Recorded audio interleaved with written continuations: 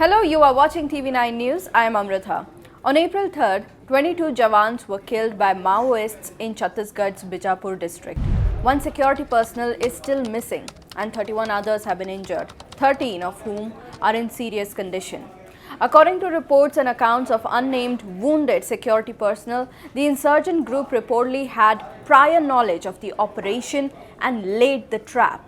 Many have criticized the operation as a failure on many fronts. Amidst this, the argument for greater involvement of the local police has also sprung up. The organization of local police team and the specialized training along with coordination with the central forces is being cited as a success story.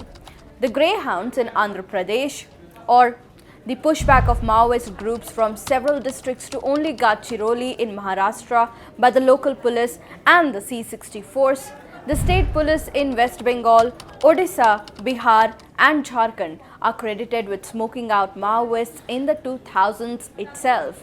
But Chhattisgarh has till date remained a challenge. I spoke to former DGP of Uttar Pradesh, Vikram Singh, who supervised operations against Naxalites in the state, about his insights into the Chhattisgarh operation. This is what he said. Let me say it is very easy to sit in judgment, and it is not in my or anybody's interest to sit in judgment. But not to draw lessons from such a tragedy is quoting the recipe of disaster as we have done in the past. Dantewada, we lost 75 CRPF personnel.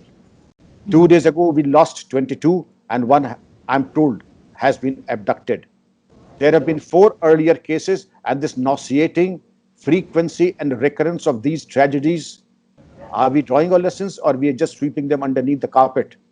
My 4 quick points are, if I have to be victorious in battle, when I say I mean the nation and the paramilitary forces and the police force. I have to be a generation ahead in terms of technology and training. I have to be led by officers, senior level officers, not by medium level officers, not by non-gazetted staff officers, certainly not by the Nayaks, the head constables and the corporals. I would rather that the senior most IPS officer should have been there. I wish at this level there should have been an IG. Their training, and in almost all the cases we were ambushed.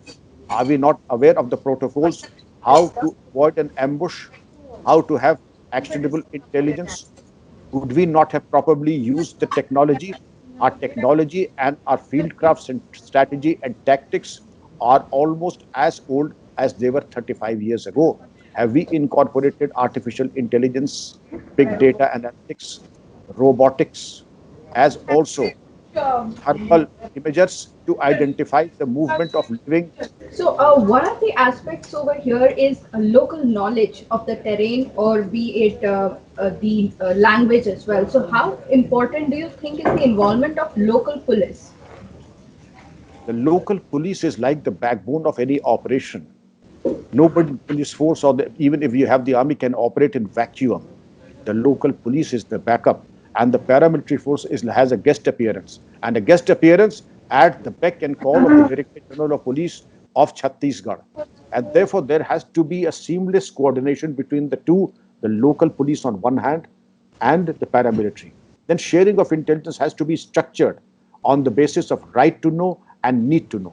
It is not that we make everything public, but there is an unfortunate and an extremely unhealthy trend of keeping things close to my chest, so that when the moment of glory comes, I claim that yes, I am responsible for all the successes. When you led the anti-Naxal movement in parts of Uttar Pradesh, what were your strategies, and what do you think, other than being led by senior most officials, were the factors which led to the current encounter in Chhattisgarh?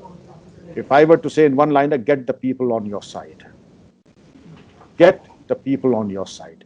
If the locals and the tribals on your side, you have already won the battle. But if I were to be lecherous towards the women folk, if I were to be dishonest and deprive them of their livelihood, if I ensure that they do not get the medicines that is earmarked by the government for them, the clothes that are earmarked for them, I usurp their legitimate rights, rest assured nobody is going to come to me. I am like a tyrant, and the people will never come to me, as they would hold me something like a stepfather. The security personnel went on the anti-Naxal mission in Chhattisgarh were part of a joint force numbering more than 2,000 who took out an anti-Maoist operation inside the forest along the border between Bijapur and Sukma districts. It was reportedly based on intelligence reports about the presence of the leader of the insurgent group, Madhvi Hidma. However, the team, which went deep into the forest, was ambushed by around 400 Maoists in a U shape and indiscriminately fired upon. Vikram Singh says senior most officials need to take the lead and not give orders from the comfort of their offices.